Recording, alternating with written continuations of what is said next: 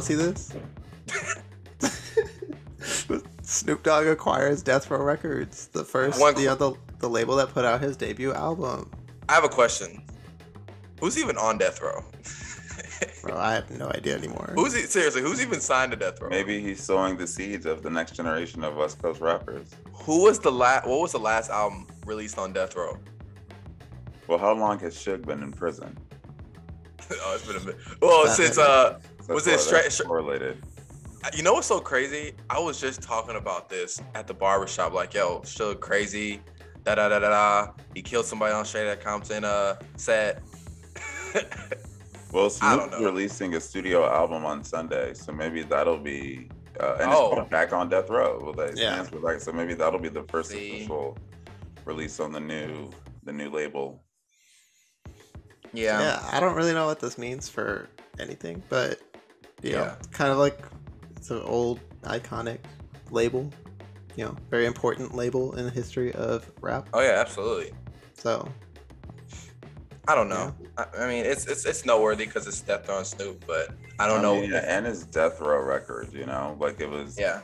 It definitely at one point was the dominant hip hop, like absolutely label around. So I know, you know, it still has, I think, some like reverence to its name. So who knows? I'm sure if you're up and coming California rapper and someone offers you a spot on Death Row 2.0. Yeah, probably jump at it. He has a posthumous Nate Dogg feature, which is interesting. Wow. You know, we'll talk about Nate Dogg more later this episode. Man, Nate Dogg's one of the ghosts, man. Seriously. Do we want to talk about? I don't think it can be ignored. I mean, so Snoop Dogg. Yeah, go ahead, Avery. In addition to that Snoop Dogg news, he's also being sued for alleged sexual assault and battery from someone that he allegedly assaulted after a show in 2013, and he's denied the claim. So, not sure how much more there is to be said about that, but figured we should mention it because Snoop Dogg is going to be in the news a lot this weekend. So, I mean, yeah, a lot happened. I mean, this is crazy because obviously he wanted to buy Death Row so it could it'd be announced at this time because of his album, the name and everything. And obviously he's doing the Super Bowl, but like this coming out, I mean, it's kind of just like par for the course for these artists at this point. Like, it's just happening so often now. So, I mean, I guess we have to. Allegation. I mean, yeah. I mean, when it happens, I'm not necessarily shocked anymore. That's what I'm saying. Like, I'm not like, oh my gosh, I can't believe. Like, I'm not saying I wish for it to happen. I'm not saying everybody's, you know. I do wonder if the NFL. I mean, I think so far they've been silent, considering, you know, that's a headline. I was shocked. I was shocked. I was waiting for him to get cut or be replaced or something. I think on Thursday when this dropped, there was him and Dr. Dre and Mary J doing like a lot of promo for press. Yeah. So yeah, I was shocked. Yeah. I would be shocked if anything changes between now and the Super Bowl. So we'll see. We know one thing about the NFL. The NFL will stay silent when it's convenient to them. So. And then Tuesday they're gonna be like, "We know about the allegations. We're sorry." Yeah. Okay, Roger. Okay, Roger. We'll keep updated on this story. Yeah, for sure. But all right, welcome to the 97 Demo Podcast, where we give you the latest in music, news, and a whole bunch along the way. I'm one of your three co-hosts, Nnamdi Agbanwu, joined by McGee and Avery DeLaw.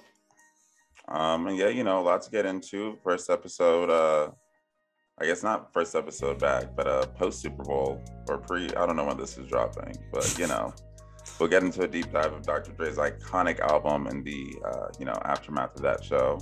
But first, we got some headlines. Who was nominated at the Oscar, guys? What musicians?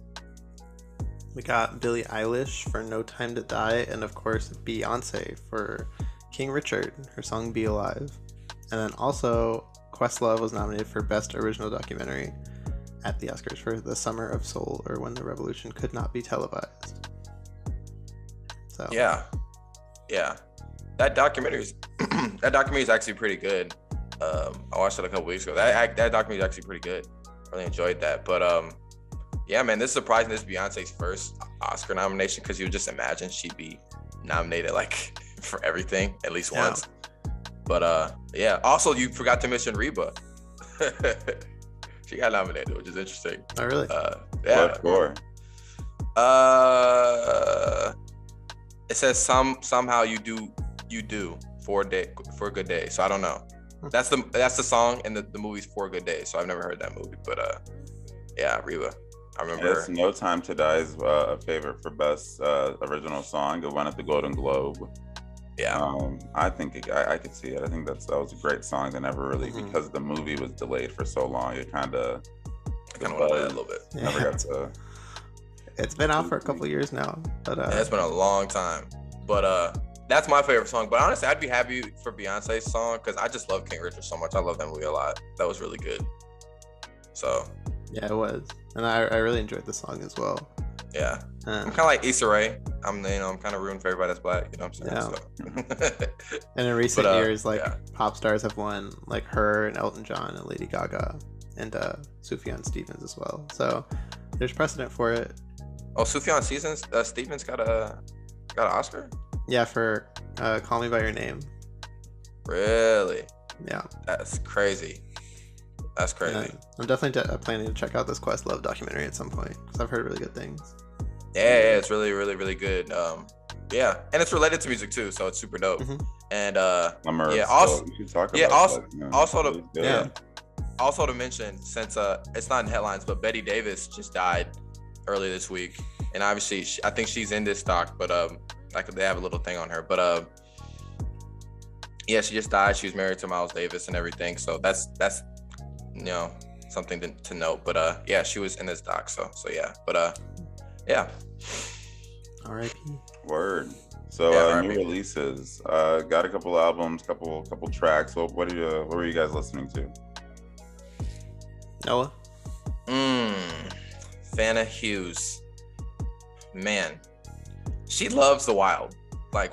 But Fana Hughes, Wild Horses. It's just a really good song, man. Like I'm already hooked. Like seriously, like it's already stuck in my head. But yeah, man, she's really, really talented. I believe this is her second album. I don't know if it's like that debut on like a new label because it feels just like bigger. Like she got like more support and everything. The album cover looks crazy. I mean, not crazy in a bad way, like crazy, like, well shot and everything. So I don't know, but yeah, I'm really excited about this. She's a dope R&B artist, and the album's set to come out March 22nd or March 25th. March 25th. So it's a month and a half from now. So I'm excited about that. I'll note that. Yeah. So Wild Horses by Fana Hughes. I hope she gets more fans after that Tyler feature and there's more exposure, I guess. I hope. I feel like she is. She was a standout feature. She had on the album. I mean, everybody was a standout feature basically, but yeah. So my standout new release is What Me Worry by Portugal the Man. Been waiting for new music for them for like 5 years. Something crazy. So very excited that they're back. And it's nice indie rock. They're great. It's like what I wanted from them. So and I chose Bussin', which is the new collab single from Nicki Minaj and Lil Baby, partially because of Avery's comment before we started recording of our Lil Baby and Nicki Minaj are gonna come out with the collab album, which now that I say it out loud, I guess I could kind of see it. A little bit of me could see it. She likes doing tours, I know, with these young artists. So like she had one with Juice WRLD before. So I could see that happening in a collab. Either way, I like the track. Yeah, I like the song more than the one they came out with last week. Yeah. Honestly, is Nicki Minaj gonna do a collab album with Lil Baby? It's kind of shocking. I could see her doing it to do a tour off of it. That's the only thing. Oh yeah, for sure. I wouldn't see her doing it just for the sake of having an album, but if she wanted to do a tour, maybe to get a bigger base. How long has it been since she released her last album? It's been like 4 years, right? 4 or 5 years? 4 years. Well, no, I think we were out of college when I want to say 3 years, 2019 maybe. I'm trying to think because honestly, it would just shock me. 2018, so 4 years. So wow. Well, maybe 3 based on when it released. But honestly, it was just kind of shocking because like Nicki Minaj is like that level, but maybe not because I remember Future did. Drake did the Future collab. So I mean, I guess I could see it. Lil Baby's a hot, really, really hot artist. Nicki Minaj is like she's like on that Mount Rushmore of like the 2010s. Obviously, you know what I'm saying. She's up there in terms of success. So maybe. I would not have put those two together. Like, yeah, me neither. Me neither. So I'm like, I wonder if that's why I think it works, because I wouldn't have expected it.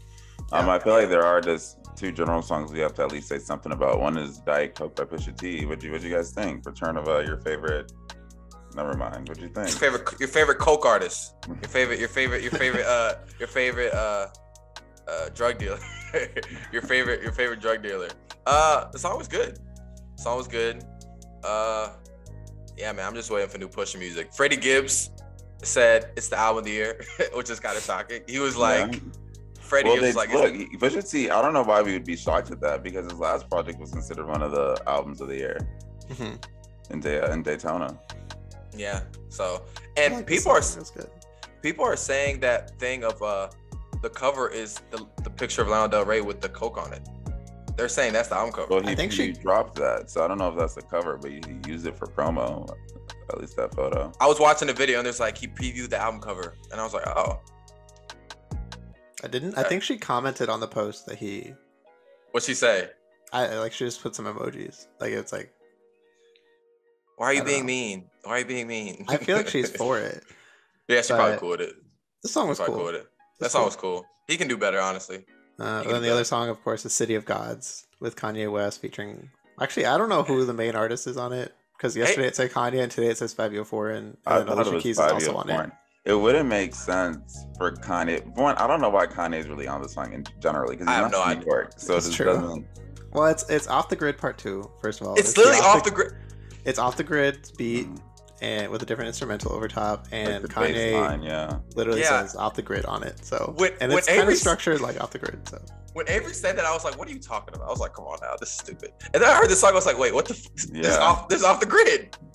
I got like halfway through the first listen to the song. I was like, "Wait, why is this so familiar?" Just listen to Off the Grid. It's just better. It's a better song. It's a better song. Fabio.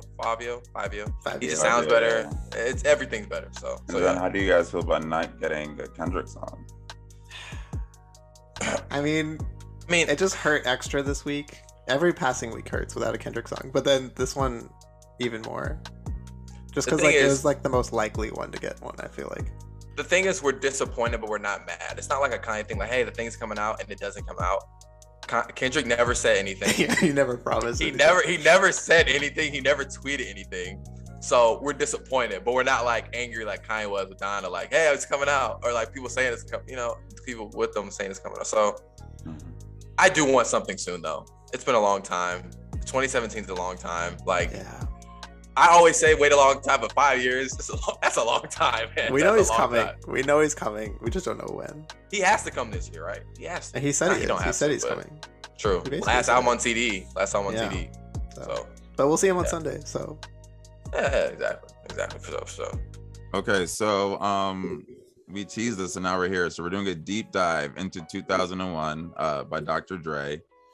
Joining us, we have a very special guest to do for this conversation, friend of the pod, if you will, DJ, all-around musician, artist, like the titles as I feel go on and on, general creative, radical, activist. No, I'm kidding. Radical, revolutionary, General Goat, yes. Wow. I'll take that one. But she's here for the conversation, and yeah, Avery, what exactly are we doing here in this deep dive thing? What are we talking about? We're gonna go into the context and influence of Dr. Dre's 2001, and also talk about Dr. Dre as a person. We also just talked about or witnessed the halftime show, which included many of the features on this album, like Mary J. Blige, like Eminem, like Snoop Dogg, and also Kendrick Lamar, who is not on this album, but a new not on this album. And 50, who's not on this album. And 50 Cent, who was there. So. And Anderson .Paak, who played the drums. And Anderson .Paak. It was an action-packed halftime show. But I will say, all artists that have probably pulled influence-wise from this album. Absolutely. You know, I guess Yeah, absolutely. since we're talking about it, what were everyone's thoughts on the halftime show? I thought it was incredible. I thought it was my favorite halftime show. Jasmine, I want to hear what yours are because I noticed before I was saying it, you was looking like, I don't know. So I'm not. I'm saving my saving Carrie just a little bit. Yeah, y'all go ahead. Oh, mine for now is still that I'm a big fan. I'm figuring out where it is in my overall placement, but it's very high. I thought the show is creative. I like how they used the set. I like how they didn't do the general, let's just have the fans come out and do the crowd thing. Like they just made room of it. The overall design, I thought it was the perfect way to sort of just highlight every artist and let them do their own thing while still making it feel very connected. I don't know. I was a very big fan. Yeah, I agree. I don't know if it's my favorite. I'm not, but I really did. It's the one. It's one of my most enjoyed ones in like a long time for me. Yeah, man, I thought the setup was great. I thought it was because obviously these artists are not like dancers. They're not going to go around dance, jump, like that. But I think everything else around them made it a great performance. And they were enthusiastic. I mean, Dr. Dre has like a great voice of like, yeah, Snoop Dogg. Yeah, I thought it was a really great show and I had a lot of fun. And one thing is like, I loved all the songs that they played for the most part. So, sometimes there'll be like a Justin Timberlake or, Katy Perry be like, oh, this is cool, but it's not my ish. You know what I'm saying? It's not like, this is not me, but I felt seen with this, and like Maria Taylor said, before she said, this is hip hop, man. This hip hop halftime highlighting hip hop. It's the first time ever, and I loved it. So yeah, I was really, really pleased with the show. Yeah, I agree with a lot of what you said. It was a great way to honor LA hip hop with a lot of those legends, and Eminem, who is part of that family, who obviously sounds very good on the West Coast sound. And 50 Cent. And 50 Cent. From Queens. I'm including him in all that. Yeah. I thought it was good. I mean, maybe I need to give it another couple days to marinate. But I think so far, this might have been my favorite of the Jay-Z era of the NFL. Oh, absolutely. Oh, yeah, for sure. Which we can talk about more later. But yeah, I thought it was really good. I have some critiques, but I thought it was good. Jasmine, what did you think? I'm going to be the party pooper and say the obvious, which is that we could have had another woman perform. Agreed. And I think Mary J. Blige deserved this moment because Queen Mary, period. But that's it. I don't have any Did y'all see that story for NBC Sports? Who is Mary J. Blige? Yeah. Y'all see that? That's ridiculous. At the end? I'm always perturbed by people that miss Mary J. Blige is the only one of them that's been up there twice. Yeah, it was say that fun fact to somebody. It was like a story this week. It was like, who is Mary J. Blige? I was like, are we serious? And somebody said that's why we need black journalists. I'm like, I totally agree because Mary J. Blige is. Have you guys seen her documentary? I don't know, but Baby Spider.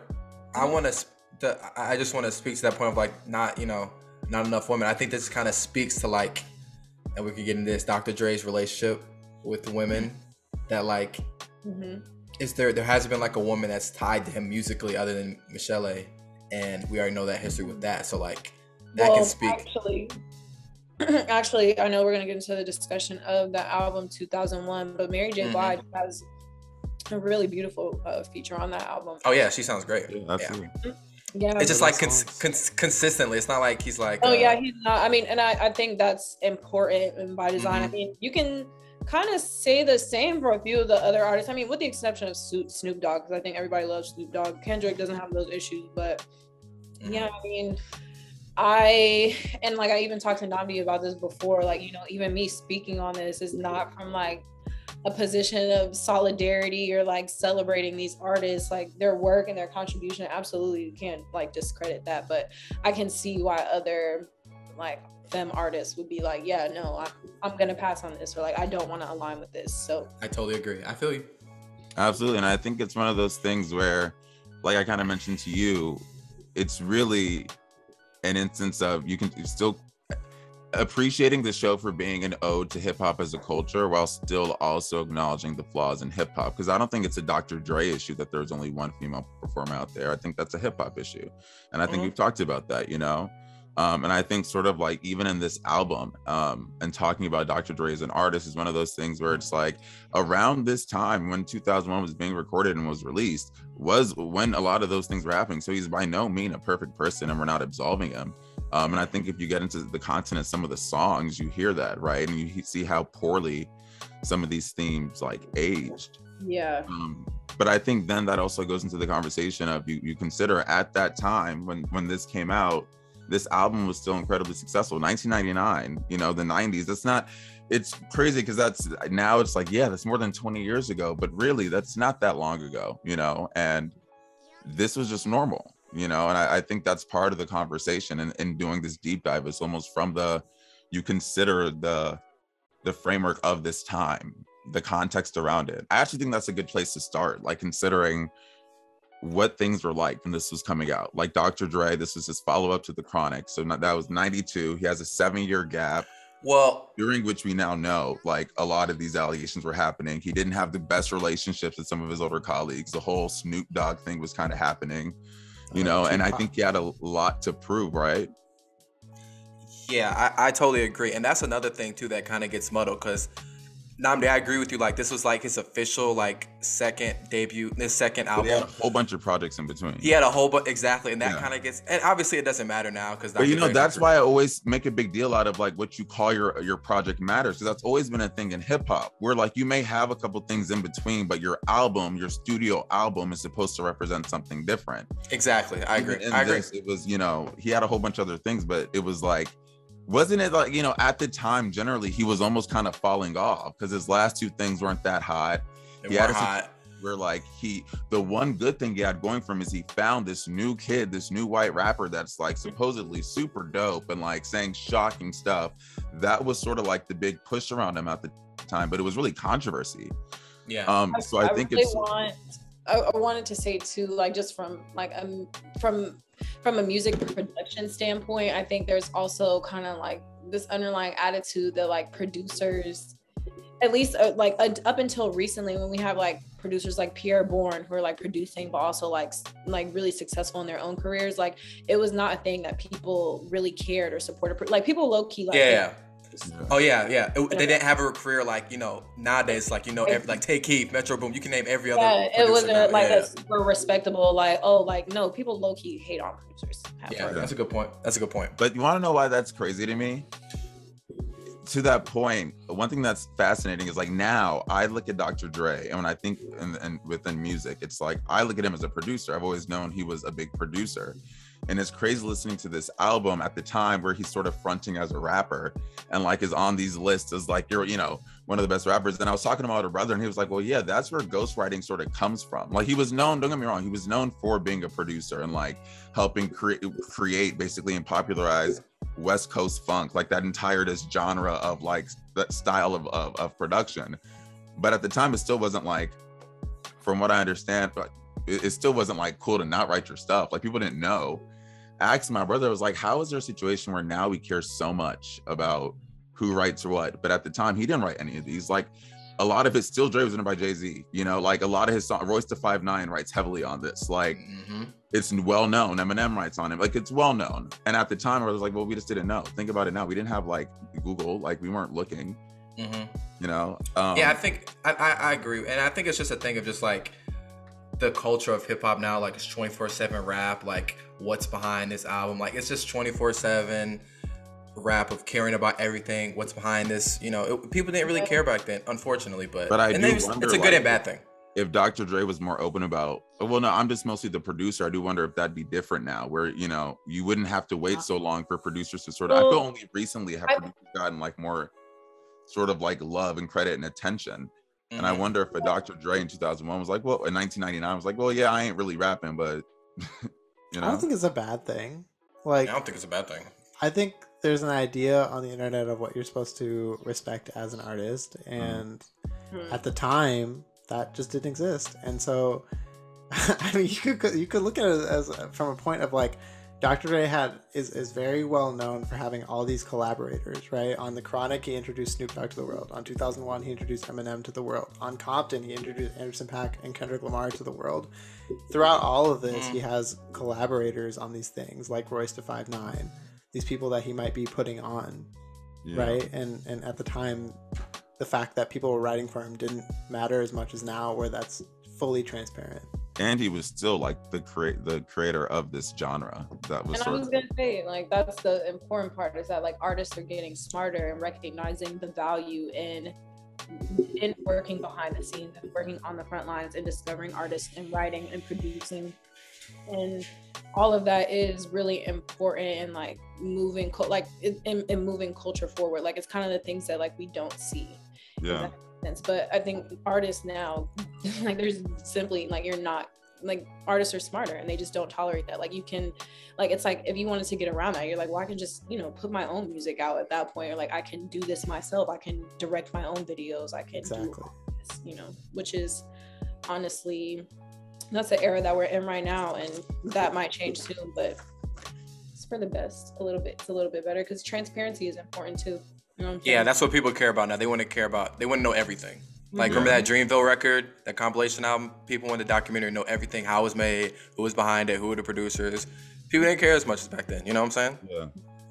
Now everybody wants to care who wrote it, all that stuff. It's just a part of the culture. I think I guess not only I don't think it wasn't people didn't care. That's the thing. I just don't think the information was accessible. Oh yeah, that's fair too. Yeah. You know, I think that's the weird thing I've gained. This album is telling a different. It has a different goal though, right? Like, this album is telling a story rather than exactly telling the experiences of one man. It's not like Dr. Dre is like telling you this is how my last Tuesday went. He's trying to tell a story through this album, where it's almost like an action movie, right? Where he has these different writers, and there's a narrative throughout this album rather than, hey, this is how my life went. Yeah. Well, Avery, to that point, I think let's talk about the actual album itself, because that's one thing that, listening to this, I sort of appreciated more. Albums like this, I think, are the reason I sort of have my perception of what a rap album should be, where it's like cinematic, it's a storytelling, there's a reason behind it, there's an overall picture here, like, you know, that someone was creating. And I think that's something Dr. Dre was really, really talented at, and why he stood out at those times is he took sound and really sort of told a story with it. And I think in the intro here, Lolo, it's literally like a cinematic intro, like what it used to sound like back then. If you pop that little it's that crap, I forgot what movies they did, but I'm looking at the production company like that. I know exactly. And I can't think of it, but I know like that was big then, and I just sort of love that. And that goes into The Watcher, which I feel is like, let me say, there's so many Dr. Dre songs that I know, but because growing up I always just knew The Chronic was the album, I just assumed we're on that album. And in listening to this, I feel like I like really was reminded that like, nah, a lot of like the songs are on 2001, a lot of the hits. Yeah, I agree. And you know what I also want to point out as a small thing? You know, The Chronic is a perfect album from 1992. But I just want to, you know, this album 7 years later, and I just want to point out how much rapping has improved from that time. Like, if you hear the rapping on Chronic, it's good. You know, it's like 1, 2, it's great. But you just hear how much rapping has improved from that time to this time. It's like, you know, miles beyond. You know what I'm saying? It's like, it's just so much better. The sound of this album is so like, the even today, the sampling is next level. Yeah, it's futuristic almost, right? Even like now in 2022, you know, this was made in 1999. It was called 2001. I imagine at the time 2001, even in 1999, sounded like the future. Yeah, an eon away. Fact. Yeah. And like even now listening to it feels like this future throwback to like G-Funk, which is crazy. I agree. It's like a future throwback, because obviously he's keeping those same elements. But when you listen to 1992, it's a classic, but it sounds old. Like, it really does sound old. And this is, you know, it's obviously an older project, but it just feels like a more modern take on it, especially with like, I know we don't want to get into tracks, but it just reminded me how like what good Eminem is like. really how like what amazing, like how he was hungry. He Everyone was. On this album is hungry. Yeah, but hold on, let's turn the conversation into like what we thought good was at the time. Eminem's like, his flow was impressive at the time, right? But I think his shock value was so much of his popularity then. Oh, absolutely. What he relied on for shock, you know, just thinking about it now, that's what doesn't age well. The problem with Eminem isn't that he got worse. I just think that he doesn't age well, because the things that shocked us into buying his stuff now, like then, I feel would shock you into sort of distancing yourself from him now. because some of the like there's some like if we're gonna I don't know if we're gonna get into this right now, but there's the lyrics are terrible. We're like, and it's like it's like you watch these documentaries now, we're like, yo, how can Michelle have to go through that, or even like the ones that any of the early 2000s, late 90s documentaries, and we're like, that's crazy that it happened. But then you hear the songs that were like the biggest hits, and it's like, we hear Act Right on this album. Let's talk about Act Right, because Oh that my. song, I listened to that. That and I was like, Hitman verse. Let's go to that. Like, that was like, and then I think about Michelle, I think about Michelle, and I'm like, yo, think of like what some of these women were going through, and I'm like, this is what not only were they doing, but they were like sort of promoting, normalizing, like, yeah, someone this Act Right. What? I think there's one thing that was like really interesting about this too. I think when you can look at the lyrics, but when you listen to it, it almost sounds like they got in the studio and it was like they were joking about it. Like it kind of. Oh, absolutely. 1000%. This was kind of like, let's see. Yeah. And this is one of the things that I think hip hop has to like for example, when people talk about NWA and straight out country, like, man, that album was such a, groundbreaker for like, standing up for what they believe. I was like, okay, guys, there's like a couple songs, but most of the songs they're talking about smoking weed, hitting the girl at the skating rink or whatever, rolling up and shooting a guy. It's like, let's calm down, like in terms of what they were like. It's like, yeah, those and this album's the exact same thing. You know what I'm saying? It's like, yes, this album pushed hip hop and everything, but a lot of things that we dismiss artists nowadays for doing, like, oh, this all they talk about, they do a lot of this on this album. You know what I'm saying? And it sounds great, but when you listen to lyrics, you're like, oh my goodness, like, no, it's literally inaccessible. Like, it's like one of those old like comedy movies that you'll watch. Like, this would never. Man, this was not good. Today. Or like Eddie Murphy. When old Eddie Murphy comedy, it's like, oh. Are you watching? You're like, this would never get made. This wouldn't get made today. You would get literally canceled. The shocking thing for me is I just think about even then that it could get me. I know you get away with a lot. I get Eminem like rapped about killing his wife on his records. Yeah. I understand, but it's like I think just saying it so plainly. Too. Yeah, and I think the album could be made, but not from an artist this big. Like, for example, like an artist as big as and the biggest level, exactly. Like an artist like Drake cannot have put an album like this, like talking about women like this. Like, you're 99. I think the interesting thing about this is, like we said, this was made in 1999, and like we were talking about before, how like I grew up listening to this, like my dad was listening to this, and I feel like there's a very specific crowd, there's a very specific consumer base of hip hop that grew up listening to and like this type of music. And this is also an older generation that, like, when we talk about like breaking curses, or when we talk about like kind of like absolutely having zero tolerance for like abuse and misogyny of any kind, like not even like the kind that's in music, they don't get it. Like we hear old head like all the time, like we hear old heads just be like, oh, y'all sensitive and like all this type, like it doesn't register for them, and they don't care, and they can still listen to this and like they resonate with this moment. And they are also so old that like when we talk about changing this narrative, they're not even willing to do that work either. I agree. And it's funny that people feel like that, because remember Jay-Z, that Big Pimpin' song, that was one of his biggest songs, but remember he came back years later, he was like, man, that was such a stupid song to make, I don't know why I did that. So you know what I'm saying, whatever is gonna make them money. So like, obviously this isn't accepted now, and I feel like an artist gonna put out this now and be as successful as Dr. Dre was back then. Exactly. Yeah, I mean, you can look at a lot from the last, from 20 years ago and look at it in the lens we have now today and realize that it hasn't aged well. Because I feel like we have made decent progress, not a ton, but like a decent progress in the last 20 years. There's been change. It's been look at stuff. Last the baby episode. No, I'm joking. Oh my gosh. Literally, I mean, yeah. But the thing is this though. On old beliefs, but do you see the backlash that the baby got though? Like that may have not happened. That may have not happened anymore. Yeah.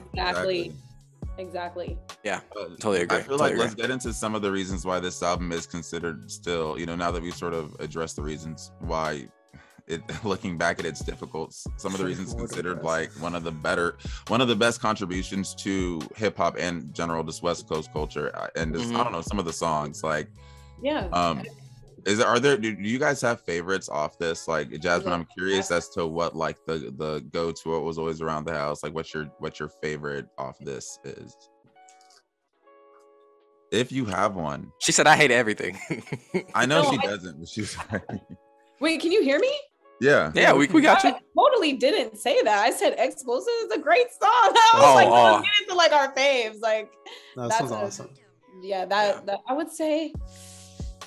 Ooh, I'm not gonna lie. I think Bitch Niggas might be a fave for me too. Yeah. Down here, but we can do Explosive or Bitch Niggas. But what's y'all's faves? What are y'all thinking?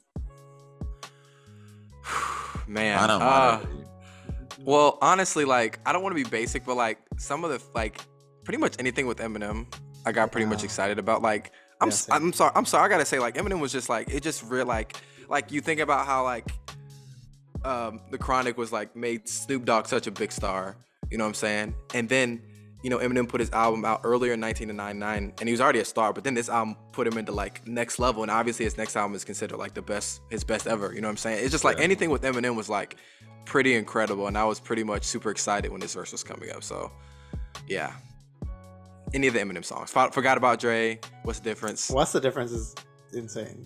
Yeah. Forgot about you. I love what's it called? The Message. I love The Message. Oh, The Message This is song. Yeah.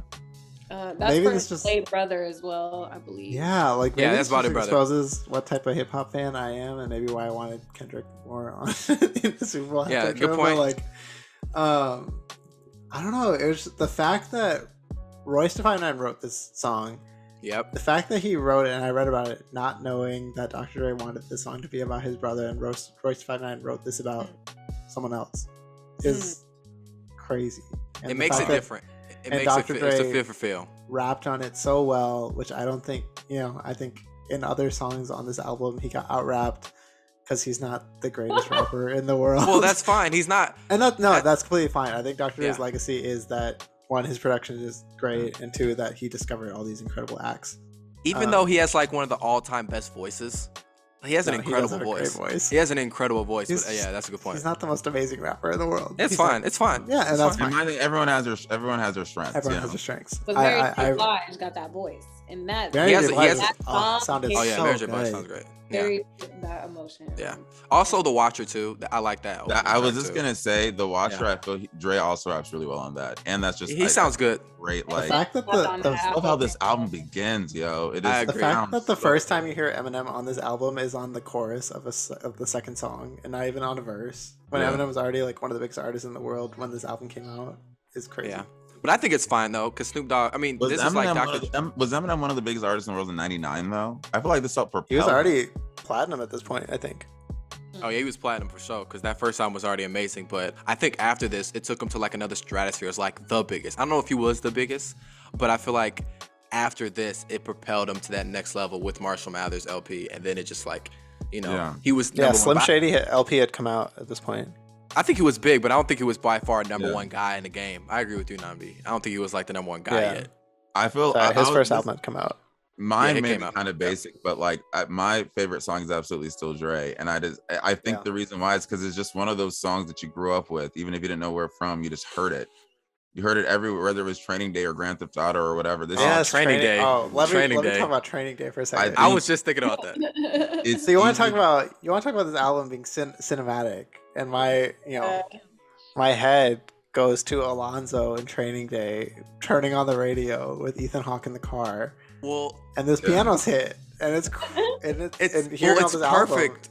is crazy. It's It perfect built- because it's like a villain theme. It's like a villain. He's like, oh man, this guy is such a. He's Yeah, you obviously hear a bad Alonzo guy. turn it on, you're like, oh god, something's about to go down. Something I bad's think gonna that's happen. what makes Dr. Dre so incredibly talented, though, because the same way we can praise rappers for sort of like really telling stories and paying attention to detail. I feel he does that from a sonic perspective, and really puts emphasis on the instrumentation of his music and tries to tell, like in a song like this, really does try to tell you like a sort of story, like you say, establish a character almost, through the production as well. I think lyrically, like the message of this song is like, y'all thought that I wasn't like that, like y'all wasn't that guy. Like even just to say like, okay, my last album was in 1992. Here I am, like this, Exactly. like I'm on top, like, and this song allowed him to like shine. He got to shine on this record. And to be And fair, there this- was questions. There was questions. There were 7 questions, years. and I feel He like left out. Yeah. you think about the fact that like Jay-Z wrote this song, which, or at least I know he wrote on it, and I just the way it sounds, I feel he wrote a lot because I hear a lot. I see Jay-Z influence makes sense to me. It's more impressive. It actually gives more credence to those people who wrote it. Honestly, the fact you want to know what's crazy though, yo? Like, I was just, of course, doing my charts nerding, and I found that this song, despite how influential it now is and what we recognize number one. it as, it peaked at number 93 on the Hot 100. 93. And you really just think about it. And like, one thing I will not say, I speak on charts the same way every time. All charts is like an objective way to judge popularity. That's it. Right? Because I don't believe number one around then. Like, what was popping? Well, don't get me wrong. Well, it's just, rap still did have his moment. And like, to his point, the next single after Forgot About Dre did much, that had Eminem. So like I think it peaked at like top 20, you know? Yeah. But I think it just speaks to the fact that like, it really doesn't, numbers don't equal quality by any means. And you never know what the overall influence of a song will be. Like 20 odd years later, you know, the one that we still know. Mm-hmm. On the first 10 seconds of it alone. One of the most iconic intros to a song ever. When you hear those pianos, you know what you're about to get into. Oh, absolutely. Still Dre and the next episode. Those are the two. It's like, oh, you just know. Yeah. Those are the two. The two Snoop Dogg tracks are, even though I love Eminem, the biggest, most iconic ones are the next episode and obviously Still Dre. Those are like the ones that like think of like biggest Dr. Dre songs ever. You know what I'm saying? It's always Snoop Dogg. That's like his guy. Obviously, you know, all those songs. I mean, let's talk about the next episode though, because I thought that was kind of like the way they kind of did that. They just made a sequel. You know, like they nothing but a G thing and just sort of like ran with it. Yeah, that's a good point. I agree. That's a good point. Yeah, it just feels like a sequel with Snoop Dogg. Like, I mean, Snoop Dogg just has that presence on him. He's not the most amazing lyricist. He's not the most amazing rapper with lyrics, but his presence is really profound. So yeah. I mean, The Chronic's one of the most. I mean, it's damn near perfect a collab album between Snoop Dogg and Dr. Dre, because Snoop Dogg's on almost every song. If he is on every song, and on this album he's on 4, and he really does make his presence known. Mm-hmm. So. Yeah, I totally agree. Honestly, think about rebrands. Snoop Dogg, I think, had one of the best rebrands in music. Well, one of the most. Go ahead. If you jump, I'm just saying, if you jump from like the mid 90s to now. Like... Well, also, I love Snoop Dogg. He has like one of the. It's not like he put out his best album, his first album, and honestly, he hasn't lived up to that since. It's kind of like one of the most underrated thing ever. You know what I'm saying? Like, Doggy Style is one of the best rap albums ever, but he never, ever quite reached that. Kind of like a Nas, but Nas maybe has a better catalog, but like, still, you know what I'm saying? So, that's another thing about Snoop Dogg, which is interesting, but you want to know something about this album that kind of confirmed things for me? And while listening to this album multiple times for this episode, it kind of reaffirmed to me that I like East Coast rap better than West Coast rap. Wow. And I like this album, obviously, but there's something about it, and maybe it was just like listening to it now with this lens, but like listening back to it where I was like, I think I like what Tupac and Biggie and Nas were even doing at the time. A little bit more. That's interesting, because honestly, I feel like West Coast rap, even though it's not like, obviously music is not as I'm trying to think of the word, like, geographical, like, there's not like a specific sounds, not as much. Maybe with New York, like with drill rap right now, that's obviously a whole nother issue. But it's not as like, everybody has a sound, like everybody does the South trap thing, everybody kind of does that. But the thing is, the West Coast artists that do stand out have kind of taken what this album has done and took it to another level. Like Kendrick, he's a West Coast guy. Schoolboy Q, I feel like he's taking it to another level in terms of like all the guys on CD, obviously, but like, even Eminem, who he's not even from the West Coast, from Detroit, but he's taken some lessons I'm sure he learned from Dr. Absolutely. From Detroit, but really, West Coast sort of. He uncannily sounds very good on West Coast sounds. Avery, your point was so interesting. I was just thinking, like, I've always definitely like leaned East Coast more, and just from what I grew up with, what I heard, but I've never really like sort of made the jump to like which one's better. It's weird. I don't know, man. Vince Staples. Think about it for a minute. There's something very relaxed about the sound. There's something very like you walk into the party knowing you're the shit kind of. Yeah, you're chilling. Like, you're chilling. Like You're stuff high. happens to you Clearly. rather than you instigating. That I think this album kind of. I like that. You know? East Coast, it feels like you kind of bucking at them. Like, what yeah, up, man? like this album feels like, oh man, like look at all this stuff happening to me. Like Yeah. I'm walking to this party and this stuff's like I'm witnessing. And this boy's gonna come up and roll up on me and hate on me, and then Yeah, rather than East Coast is like I'm gonna get at this person or I'm gonna go at this person. Like I like that. That's a good. That's a good point. I want to ask you guys 2 questions. Well, I'll do one at a time though. As we sort of look back and consider this influence, what do you think makes this album timeless? I'll say the sound, dude. Like Mm-hmm. just the production. Like I don't know what it is, and you could have asked me before I listened to this album for this episode about like some of the mosquito kind of sound of the like the G-funk kind of in your ears. Like I would have told you maybe before this, like it might have not aged well, but listening to this, I'm like it aged very well, and I think it still sounds good. And I think honestly, the sound they're going for at the time, like I mentioned earlier, like it sounds futuristic, and now it still sounds kind of futuristic. I was gonna say the same. Go ahead. Oh, I was gonna say the same thing. This was video game music before there was like Yes. Grand Theft Auto San Andreas. yeah, this was futuristic. It was like even just visually, like looking at the album, it's like this was like the predecessor to like Yeezus almost. I mean, like Ooh. I like that. I like minimalist, I like that. minimalist like album cover, like with just like the one, like the black and green, like it's just giving. Even like that type font on there, it's giving futuristic. Before we even knew, like this was Afrofuturism before we knew what that was. Yeah, but it's like a computer. It's obviously like something that looks like it's on the computer. It looks like that. Yeah. Yeah, it looks like Black Future, man. like I'm hacking. Like, Yeah, I'm acting exactly. Oh yeah, it really does. Those terrible '90s technology movies. Yeah, I think I just think about like the impact, like, 20, 15 years after this album came out, you could still hear this. Like I'm thinking about like Good Kid, Mad City, like Mad City at the end of the song where it has the Compton, like that sounds like it came from. Remember that? Like came out. It's modern. That feels timeless, and it's like that is a direct influence from. I mean, when I listen to Schoolboy Q's Blank Face, like I hear him have those same little things on those West Coast sounds. I'm like, this is a direct influence from Dr. Dre, and what those. I'm not want to say just Dr. Dre, but obviously he's like the biggest artist from that, and obviously he made it popular, and you have to give him credit for that. Like he really set the blueprint of what a West Coast artist should sound like in terms of sounds. Obviously, people can play with it, but like YG's still around doing that West Coast sound. There's there's things that Nate Dogg specifically I think does on this album that I hear reflected in like a Kendrick song. I think on Explosive is what I'm thinking of specifically, but like that like deep voice crooner kind of like transitioning you throughout the song.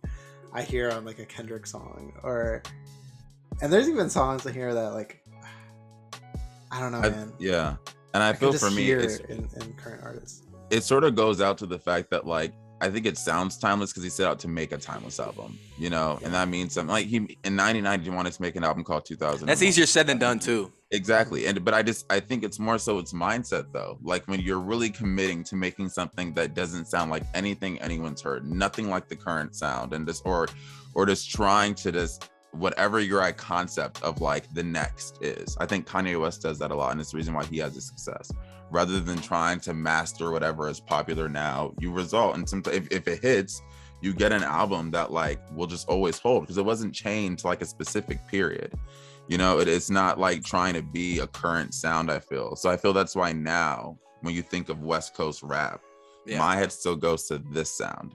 Yeah, and I think more the NWA and the first exactly. Chronic. Yeah. And I think Totally that speaks to the fact that like the dude making it set out to make something that no matter when you look to it, it just always feels like it can fit in anywhere. It doesn't resonate with the specific year. Or the group, like even the fact that we're talking about this, and like I could ask my parents, like who are like roughly 20 years older, like they would say the same thing, like being carried through like our elders and like Jasmine, I'm interested. I heard you that you grew up listening to this album. Like, how have your opinions changed on it as you've I was just gonna get into that. I was just gonna ask that. I was gonna say my opinions have not changed. Like, it's even funny. Like when I listen to it, like it's like the words like are always like I know every single word to every single. It's like, how do I know this? No, exactly. It's like it's just stuck in my brain because it's that iconic. I mean, this was something that like if we got on a road trip, like my dad was gonna play this. Like if we're at the baseball field, like this is what my dad is gonna It works everywhere. Or yeah, this was what we were listening to, which my dad let me listen to a lot of things that Which is maybe I shouldn't have been listening to. Another conversation. My dad let me That's appreciate music, and so like just having this like I know what good. I feel like I always like know what good music is because my dad was like, look, I don't give a fuck what they talking about. Like, yeah, that's classic. yeah, and just going off that, kind of talking about because we're talking, we're gushing on this. Obviously, this is a classic to no end, but obviously there's things that have aged really poorly on here, and I'm sorry, I just have to say this is the number one on my list, and I hope you guys agree with me. Track 18, Pause for Porno, is one of the worst. It's one of the. I literally skipped it every time. Literally, I deleted off my phone. That's honestly. Ackroyd's still pretty bad.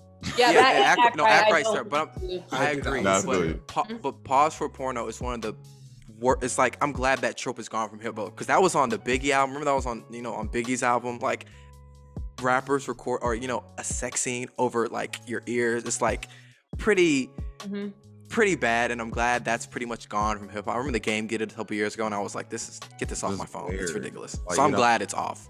And the what's the interlude where the dude's talking about education with Eddie Griffin? A pimp, but why don't you get with someone because they have a bus pass, something like that. Yeah, man, that's you couldn't get away with that now. Tough one to listen to. Tough one to listen to. It's weird. Go ahead, Nnamdi. No, go ahead, Jasmine. I was gonna say I think that like we talked about like previous generations that were listening to this music they didn't even have like the vocabulary to talk about like abuse. True. In any way. I don't think they knew what that was. And I think the older that I've gotten, like I don't listen to this like in my spare time. Like this is definitely not something I listen to because I don't have tolerance for like abuse or misogyny in any way, shape, or form. Yeah. And it's been really hard because obviously this is a contribution to music. Mm-hmm. But I think that we can say, as we're talking about this, that like first and foremost, I have zero tolerance for that. I don't allow it in my personal life or just like in my brain at all. But I think we can talk about it constructively and just pay homage to like what was done and kind of just leave it at that without like over glorifying it, if that makes sense. Yeah. And I'm glad that this has been pulled from and done in ways that like we can listen to, and it's like it's just when it's tolerable and it's I think because I was really thinking more like about to your point, the influence, and we spent all this time thinking of really kind of highlighting how it's still pulled from, but I think on the other end of that, like the normalization here of just sort of abuse in lyrics and like treating violence women and just this super duper hyper masculine all this stuff. It's like we can leave that part behind. That can be left behind. Well, because that's not. I just mean it's like I'm with you. This is here for decades. Like that. Like it's still not. We're still not gone from this. Like this is still in the fabric of rap. And as we say, this helped like shape production and music and storytelling. It also is part of the reason why like. Yeah, I don't want to bring him up. The baby would go on a stage and like feel it was okay and cool to yell all that stuff out because that was cool.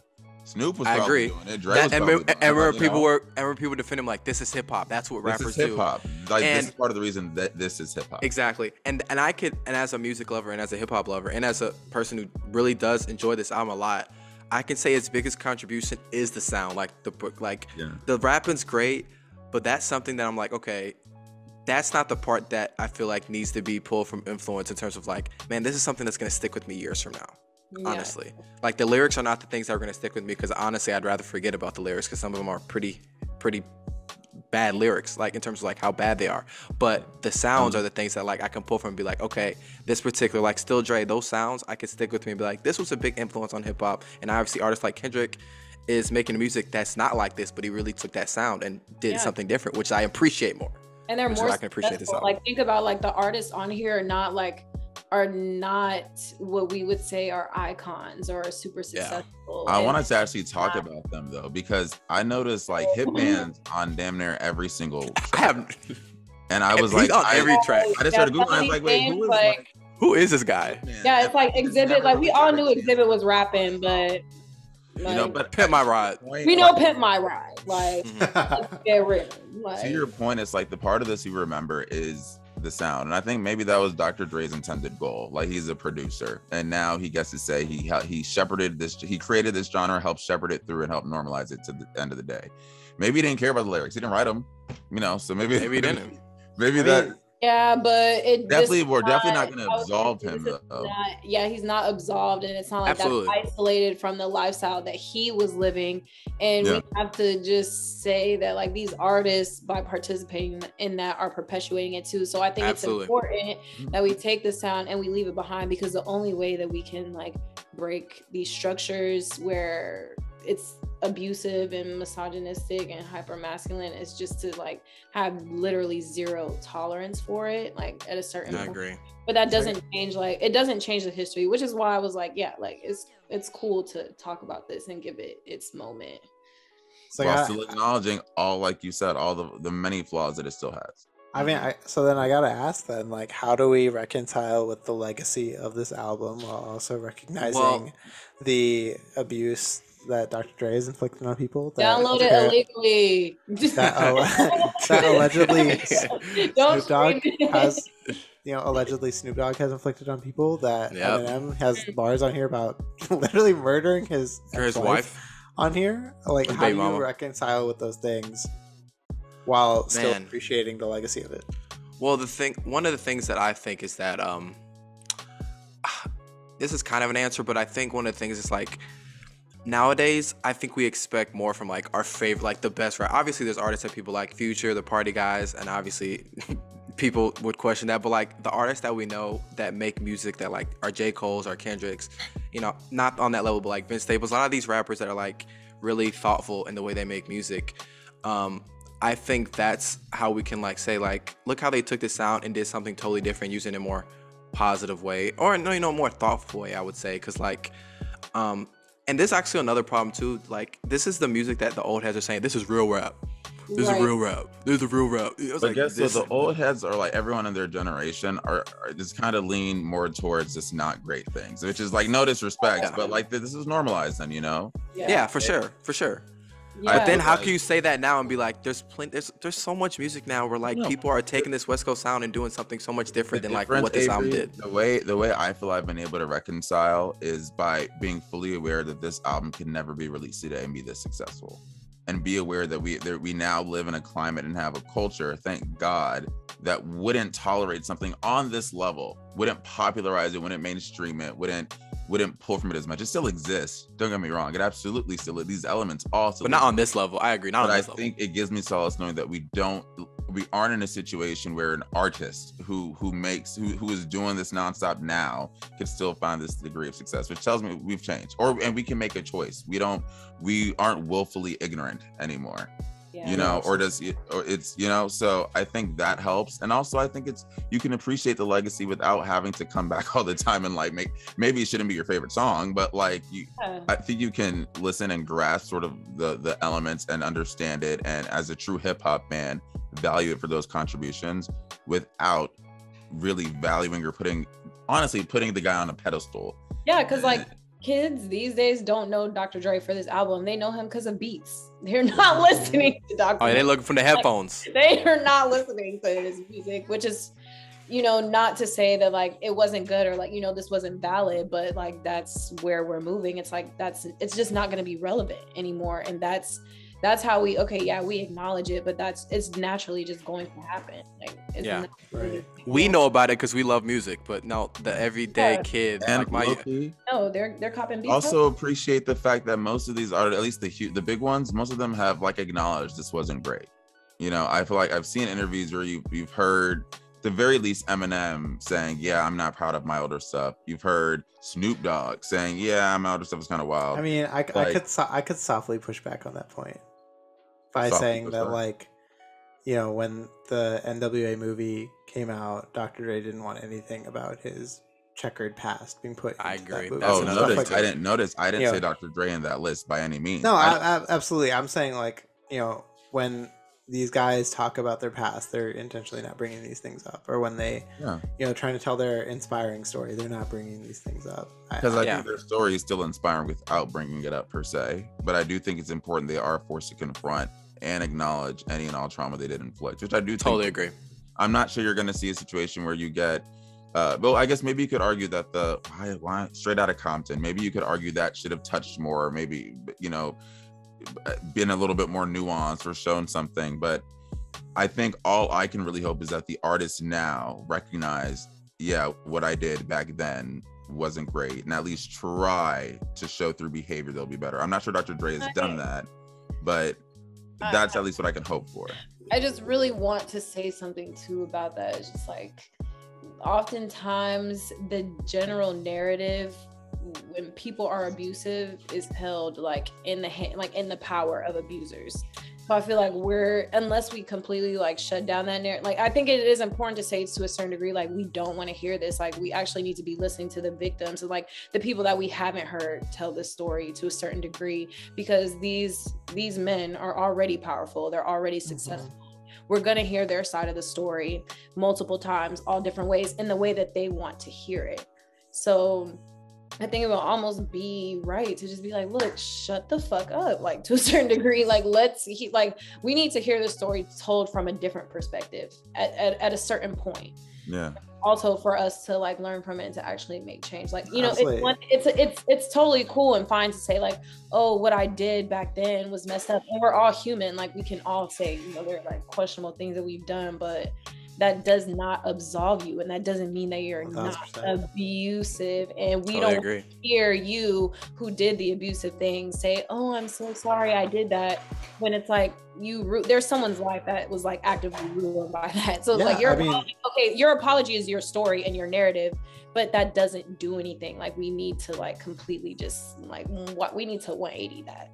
Yeah, I mean, I could say anything I want on this podcast, but at the end of the day, Dr. Dre is hip hop's first billionaire. He just performed at the Super Bowl 3 hours ago. Exactly. And so did Snoop Dogg. And so did. But can I say that I do again, like, and we can kind of close with this. I do find a solace that when we talk about this and Dr. Dre and this album, we have this conversation. Mm-hmm. Yeah. No, it's important to look at these things, you know, with the context of like, hey, I'm looking at this 20 years later. But I think that's how you reconcile it, though. Yeah, like, reconcile it by you talk about it, maybe you listen to it, but you also have a conversation and say, let's show that we've learned that not all this was great. I agree with that, Nnamdi, but unfortunately, not everybody is as nuanced in the way of thinking as us. Absolutely not. But guess that's what? That's why y'all are here. The four of us. And good point. You know what I mean? I agree. All you can do is use your voice and hope. I agree. Based on the fact that music like this maybe won't sell as well, I can try to say there's other people who do care maybe as nuanced as us, you know? And thankfully, hip hop's voices in terms of the artists and people that are like have voices in music is more varied now. You know, it's not just, you know, especially in hip hop, it's not just like, you know, gangsta hip hop guy, you know, it's like you're a weird rapper now, you know what I'm saying? The weird rapper that people say now. So that's a good thing. Yeah, like that, exactly. Jasmine, I wanted to ask, like, besides Dr. Dre, who do you guys think is like the MVP of this record? Probably Eminem. Definitely Eminem. And Eminem and Snoop is like the big three, man. That's like, you know, I'm trying to think of a big three. I was gonna say like Nate Dogg, because I really loved hearing Nate Dogg. Oh yeah, you love Nate Dogg. You love Nate Dogg. I loved hearing him sing on this album. I think MVP throughout though, probably Eminem. Yeah, Eminem for sure. Probably Eminem. Yeah. Eminem. He's on like even the songs where he doesn't have verses, he's still doing hooks and stuff like. Yeah, like The Watcher. He sounds great. Sounds great, man. But and then thinking about a year later, thought about Dre. That's like some of probably like his best rapping. Probably his best rapping. I know the fact that they played that shot at the Super Bowl is so crazy. That's what I was gonna ask you, Jasmine. I was trying to ask you, did you watch the Super Bowl? Like, I know you watched, but I wanted to ask you, were there any songs that all the songs you wanted to get from this? I really. y'all know we started this off by saying, I'm a little revolutionary, and I don't do organized sports. I'm sorry. Like, I can't get mad at that. Be honest, we have a conversation about how this performance came as the NFL's in the middle of what the NFL is in with Brian Flores. Yeah. I really think I think black people need to stop supporting the NFL. Like, I agree. Like, if this interview ever gets pulled up, I just want that to be maybe my one message. No, I agree. I don't blame you. This halftime show is going to make the NFL look a lot better than it should. Yeah, exactly. It's a tricky way to have it. I'm still stuck on Janet Jackson, y'all. There needs to be Janet Jackson doesn't want to come back. I realized after watching that documentary, Janet Jackson does not want to come back. She's fine. The perception of the NFL over the next 5 days, just be weary. Well, Avery, I agree with you. And you know what's so crazy is Jamel Hill tweeted, like, I'm glad that Eminem took a knee, but like it would have been even more profound if he came out and said, but the thing is, hold on. They're saying that Jamel had said, it's cool that he took a knee, but it would have been even more profound if he said, this is his support of Colin Kaepernick. I stand with what he does, what he's fighting for and whatnot. It happened literally 2 hours ago. So I think I know that, but he has an opportunity. He still has an opportunity. He has an opportunity. I'm saying if he has a time. Wait, I agree with the premise, but my thing is, I saw that and I did think was a bit overly critical for now.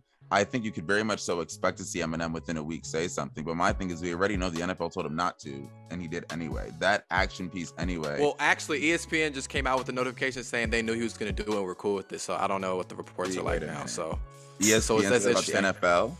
I'm saying the ESPN, I just got ESPN notifications. They said the NFL was aware, and they said they were aware, and they said it was cool with it, and I was like, okay. But I'm saying there's still an opportunry for Eminem to come out. And everything you can sign up on in the show, so I guess. Yeah, exactly. Yeah, and Dre had his line about, and he said, like, still not loving the police. Yeah, and they took out some lines from Kendrick didn't take his lines. That's very performative. Yeah, because you remember what the next lyrics are coming. The next. Well, that was said he's a billionaire. Like, that's performative. Like, come on. Yep. Is there any way to appreciate it aside it being performative? Let me shut up. Y'all decide. Well, no, it's not for me. I think that's a real question. It depends. It depends. Performative. Is there? Can you still? I think it's just like this album. You get the good and the bad. No, because I mean, honestly, no, because he's benefited on the systems that. The NFL does not get this is the thing, y'all. The NFL does not give a shit. They don't. Like, none of that like messaging and that imagery, it doesn't matter at all. Like, it doesn't, they're not changing anything. It's not like that structure is like inherently racist, and that's not not changing it. Like, the fact that it's like the NFL's like, oh yeah, it's okay, like, go ahead. Like, no, we should be pissing. We know that we're actually making strides and making change when we're pissing off like the people in power, not when they're like, oh yeah, go ahead. Like, no, it's not. I agree, because I completely agree, because like, you know, you can praise Jay-Z all you want for putting this performance together, but at the end of the day, he's a billionaire, and that the NFL is still being sued for racism, and he put on a show with another billionaire.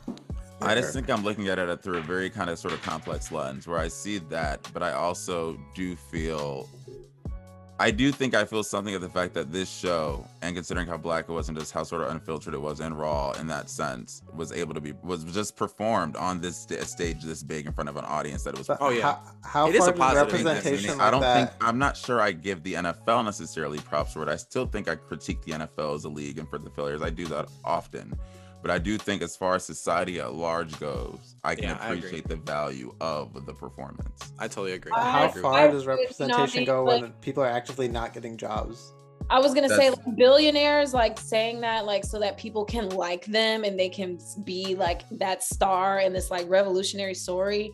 But see, I think sort of where I'm at, it's like, it's not really the billionaires I'm focusing on. They can still be critiqued. I think I'm more so talking about the people at home who maybe just need or want to see something like that, or the normalization of depictions like that. I agree. I'm not praising Dr. Dre. I can acknowledge it being performative. I'm saying the fact that that's a way to be performative now. I kind of want to like nod my head a little bit to say that is Jay-Z's not absolved.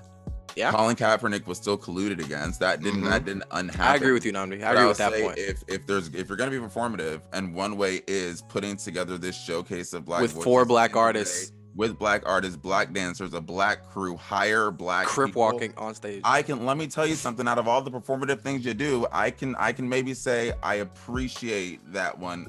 And still You can While appreciate also something and still hold other people. You hold them accountable. I think that's agree. where I'm at. It's not going to make sure that someone isn't eating or someone has a job, but yeah, it's a visual that could help just normalize these depictions and say that blackness is America. I wanted to see that a little bit. Yeah, not it feels good to be seen. That caters. I could go on. It's kind of like Black Panther. Black Panther came out. Like people Black love Panther didn't solve nothing. Can we like Black Panther didn't solve anything? People are like, I'm glad I can be Wakanda's seen on fake. the screen. I was gonna say no. We from Atlanta. We really Wakanda is real. Atlanta. Oh, it's real. But then Disney took them checks and did what with it? You know what I'm saying? So so let's talk about it. No, I'm with Jasmine in the sense that like representation matters to a point, but like, these things are happening, but at the same time, the NFL is literally being sued right now for raceism. No, like I agree. We're in a pandemic. Like people don't need representation. It's both bad. I think both things can be true. I think both things. Yes. I don't think me and Nnamdi are not saying that either aren't important. I think both things can be true. 100%. So, are you guys saying you don't see any value in the performance? No, there was no marketing. What I'm saying is like there are ways to still do that and to show representation, and I just don't think that like. I think that even if you're like trying to aim for representation because of the nature of the NFL to literally capitalize off of Black bodies consistently, that by captivating Black eyes, by using more Black bodies is just a way of like marketing to people to make money. It's not like we care, but I think us buying into that is literally letting them market to us. But at the same time, I feel what you're saying. But can we just do it like somewhere else? Gosh, I kind of hate that. Why are you making point? I'm like, but I actually can't. I'm like, you're gonna see an. I love Barack Obama. Like, bro, I would have like the NFL halftime show, but I guess I don't know. You're right. You're gonna see a narrative over the next 5 days about like how the NFL is being progressive or how this halftime show. I don't think that's gonna happen. I actually don't think that's gonna happen. This halftime show has opened the doors to like more hip hop acts in the future, when that's not the issue, and the issue is what's happening within like people's employment and Black people's employment and positions of leadership within the NFL. Yeah. Rather than a billionaire like Dr. Dre getting a headlining spot on a halftime show. I agree. I think all things can be true. I really do. I really genuinely do think all things can be true. Like I'm really thinking of like I'm with y'all 100%. 2001 for the sonic contributions to hip hop, while also and gets lyrics. Exactly. No, I like it's all of that. It's no shade. Now back to the topic on hand. I feel like on that case, this isn't actually a very long deep dive. So Jasmine, I really want to say thank you for coming on, because you always provide such like an amazing perspective, and really we have long, amazing conversations with you on. So please come back and join us soon. Absolutely. We do have deep conversations when she's on. We get into it. She really pulled the best out of us. Seriously, she really's like, we gonna get into it. We gonna talk what we gonna talk about it. What y'all thinking? Okay. No, I love you guys. Thank you for having me.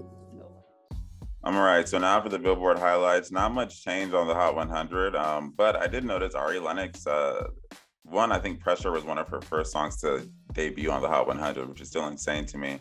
But it's peaking at 67, which is actually her highest. So she's been vocal about some of her, challenges being an artist that I guess is in the industry and dealing with the demands of it. So I'm glad she's having a song find some success on the chart. Only other thing below that is Benny the Butcher also scored his first Hot 100 debut with John P's Caddy at 72. J. Cole helping put him on the Hot 100 map.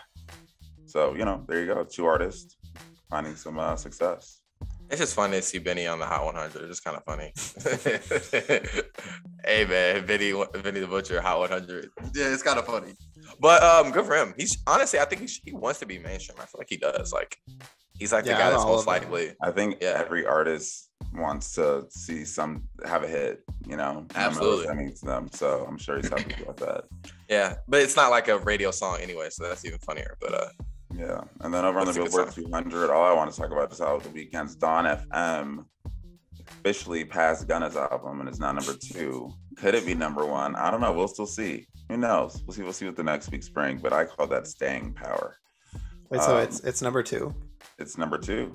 What is number 1? Was 3, as opposed it was 3, and Kanto still number 1, ruling. Disney still ruling everything. They got an Oscar nomination too. We didn't bring that up earlier, but the power that Lin-Manuel holds. Man's a god. Still love I hope- Don FM. Yeah, I hope The Weeknd can get to number one. Great album. It'd be Still nice love to it, see. yeah.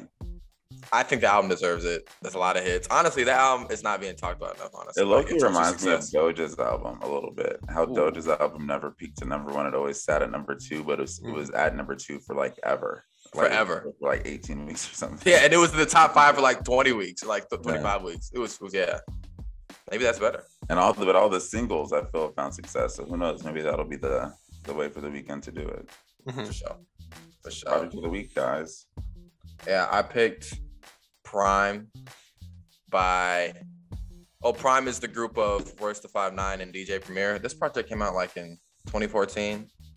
Man, I killed this album in senior year of high school. But yeah, man. Prime, yeah, it's Royce the 5'9" and DJ Premier, but the concept of it is like DJ Premier picks like a musician that like he samples throughout the project. So like he'll pick one, musician or producer, and he'll just sample their work. So for this one, I think he did Adrian Young. I forgot his name. He worked on like some Ghostface projects. I'll get that correct. But yeah, great project. 9 tracks. Mac Miller's on it. Absol's on it. Common.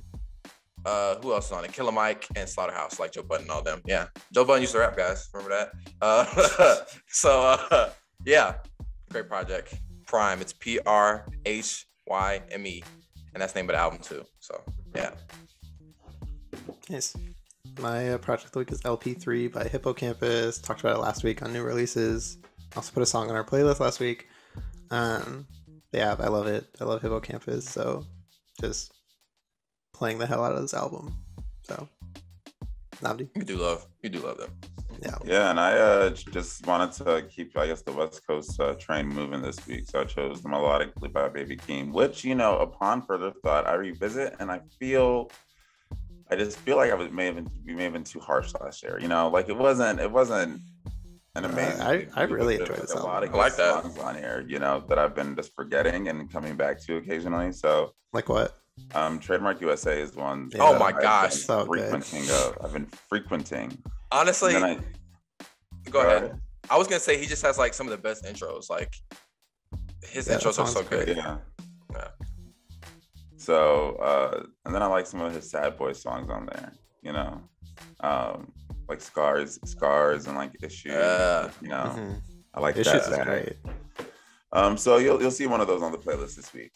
What if Baby Keem at the Super Bowl? That'd be crazy. That'd be crazy. I can only dream. Honestly, if he was a little bigger, I could see him coming out, just do like the Kendrick thing for like 10 seconds. I feel like if you can't tell, we're recording this before the roll. If I had to like say there's gonna be one, which I don't think there's gonna be any, it'd be like Anderson .Paak. Yeah, because he's so connected to all of them. But for sure. Yeah, and also the producer they did sample for Prime is Adrian Young. I just fact checked that. So yeah, there you go, quick fact check. But on that note, thanks for watching this episode. Hope you liked the deep dive. Be sure to share, subscribe, tell your friends about it, and we will see you next week.